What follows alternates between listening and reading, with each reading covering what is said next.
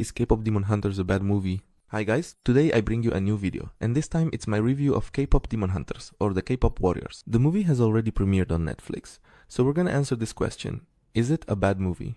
No, I thought it was good, but it's not my kind of movie. And before we continue with the review, don't worry, this video contains no spoilers. You can watch this video and you won't get any spoilers about the movie. But now, let's get started.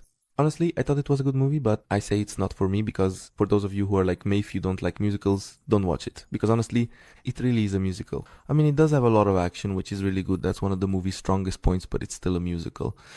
Even with all that action and everything, it's still a musical. And none of the songs really stood out to me as very good. And honestly, I'm not a big fan of musicals, as you know. There are very few musicals that I actually like. But if I'm throwing so much shade at this, why do I still say I liked it? Because the action, the animation itself is amazing. And the story aside from the musical aspect worked for me. But what really stands out the most in this movie is the animation. It looks so good.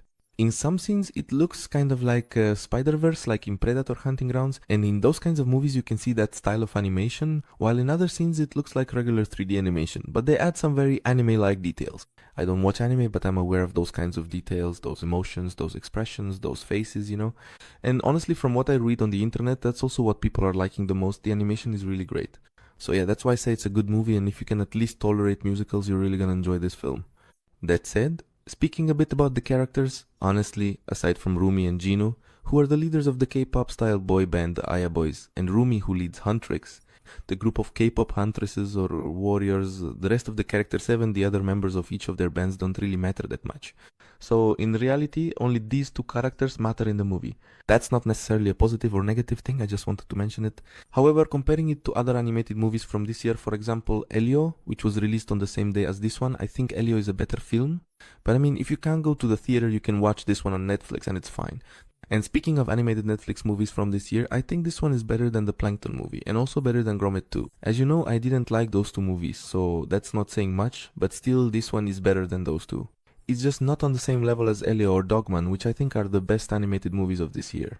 But anyway guys, this is a mini review because honestly, as I said, the movie doesn't have that much to talk about, since just by reading the title you already know what it's about, and yes, it's literally about that. But I did have to point out that the action is really good and the musical aspect is not.